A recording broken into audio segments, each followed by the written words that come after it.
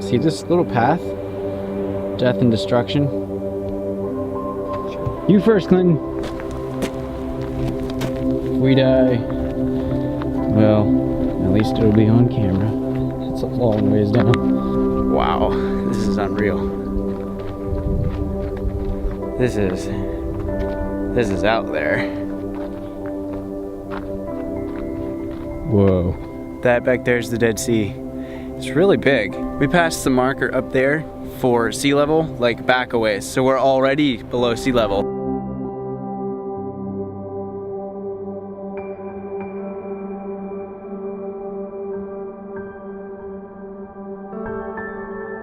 Finally made it up to Masada, which was built by King Herod a really long time ago. How many feet up are we right now? I don't know. Really far up here. Over there's the Dead Sea off on the horizon. Yeah, man, it's huge out there. You can't really see the end of it. This right here was a massive palace slash fortress built by Herod the Great, like before the time of Jesus. So it's quite old, and it's completely inaccessible. The whole way around it looks like this right here. The whole way. It's hundreds of feet down and pretty much sheer cliff. He used it for just kind of a last resort if ever attacked, and you know, he has a palace over there. We'll go check that out. But what happened was during the Jewish revolt, the last about 900 or so Jews fled up here and kind of barricaded themselves inside, and the Roman army tried to take them out and had like 8,000 troops deployed here. And so you can see some of the camps. So right there's one camp, and right in front of it, so right here is the siege wall that they built around it, and then there's the camp.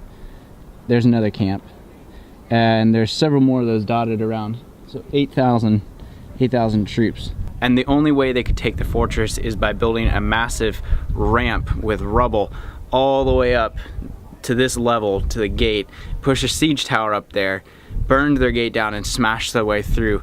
But the night before they captured it, all of the rebels decided that it was better to die free than to be slaves, so they actually all committed suicide. Ever since then, it just kind of sat abandoned. It's just sat here and kind of fallen into nothing. So this is like a small house, maybe for a servant or something. And this was their view every morning. Right over there, right there's the Dead Sea.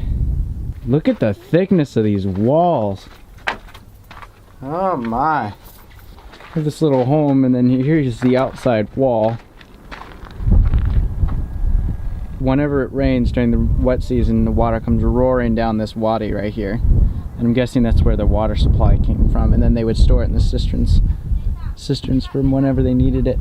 These were buildings used by the rebels, like when they revolted against Rome and everything, so this would have been some of their houses. This was once a tower, and it also contained this, which was a ritual bath for them back in the day. See stairs going down. Originally there was 4 towers on each of the corners, and they were 60 cubits tall, which is like 90 feet.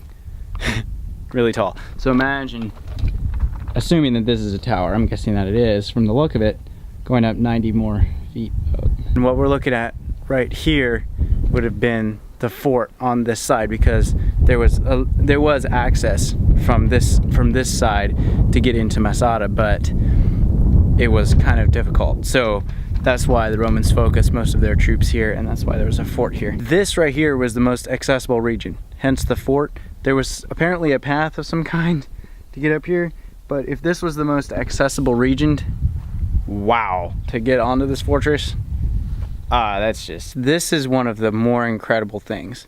This was a giant swimming pool.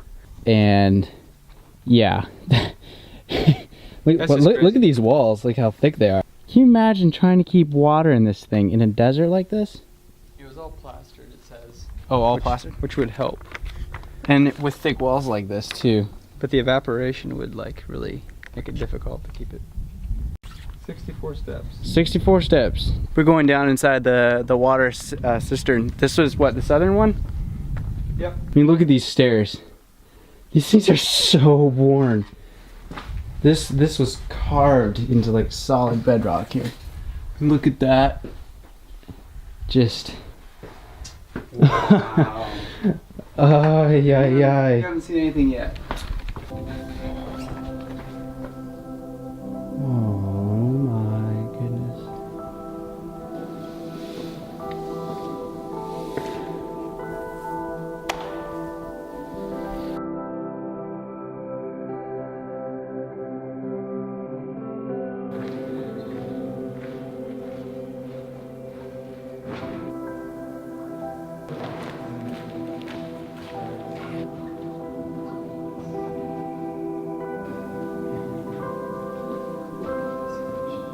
That right there was the Western Palace, the main fortress wall, and right here is the giant siege ramp the Romans built. Look at that. Whoa. It's a lot steeper than it looks. I'm not sure how they pushed their siege tower up here, but anyway, got to this spot right over there, and that's where the gate was, and that's where they were able to breach and finally take the city. That's the only way they could do it, by building something this massive. This was one of the watchtowers for the edge, because the cliff is like right over there. But notice these odd little alcoves here in the rock. That was for raising doves, actually. They gave them a place to roost, and then they would have fresh meat. This is now in the main town. Behind me right there is the bathhouse, which is quite large, and this is just various buildings. I think this is a palace right here. It's worth noting, like Herod actually lived here, or this would have been one of his palaces he would have lived at. So, like right back there was his entrance out onto the front porch, which is what we're standing on now. You turn it around, you see this view. It's amazing. Then there's the rest of the palace down there. First level and second level is further down. Inside the bathhouse. Wow. Still original tile here on the floor.